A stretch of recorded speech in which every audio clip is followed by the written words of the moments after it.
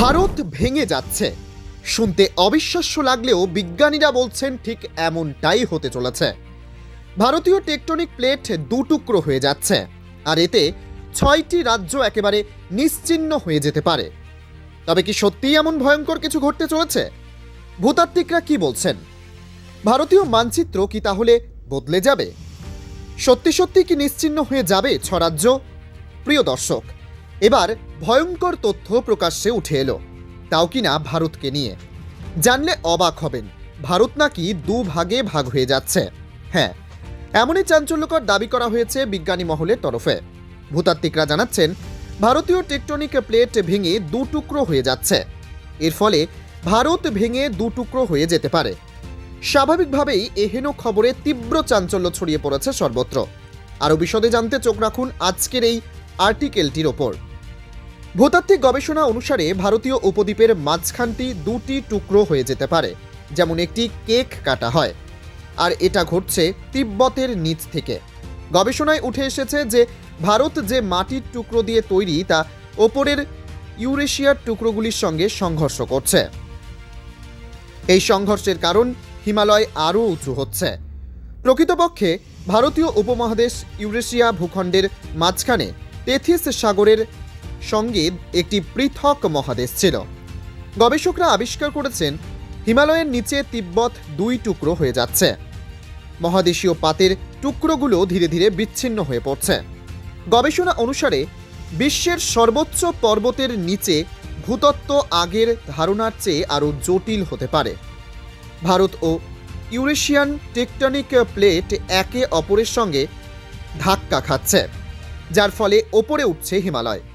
মহাসাগরীয় ও মহাদেশীয় প্লেটের সংঘর্ষের পরিণতি ভূবিজ্ঞানীদের জানা। কিন্তু যখন দুটি মহাদেশীয় প্লেটের সংঘর্ষ হয়, তখন ফলাফলের পূর্বাভাস দেওয়া কঠিন, কারণ উভয়েরই একই ঘনত্ব রয়েছে।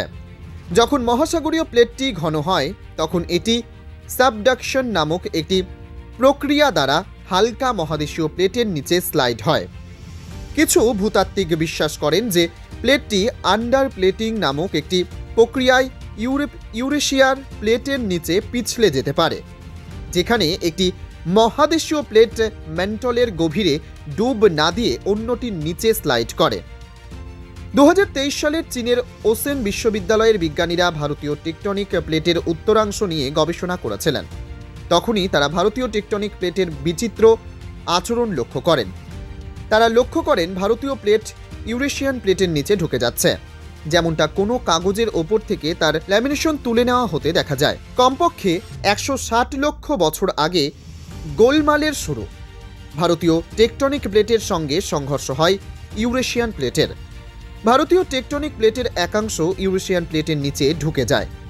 এর ফলে ইউরেশিয়ান প্লেট ওপরের দিকে উঠে যায়, আর ভারতীয় টেকটনিক প্লেটের একাংশ রয়ে যায় ইউরেশিয়ান প্লেটের নিচে।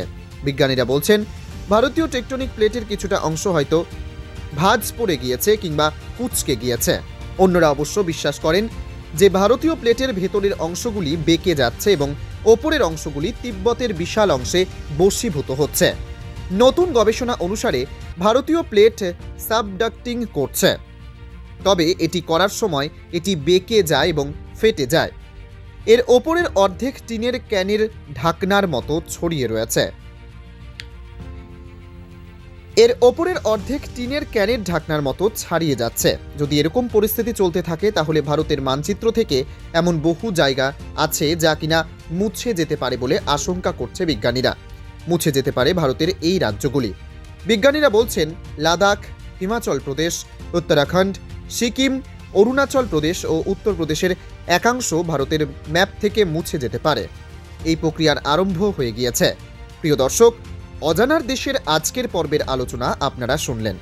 আমাদের এই আলোচনা যদি আপনাদের ভালো লেগে থাকে, তাহলে অবশ্যই ভিডিওটি সবার কাছে শেয়ার করুন। আমাদের চ্যানেলের নতুন হলে সাবস্ক্রাইব করে আমাদের পাশে থাকুন। ধন্যবাদ।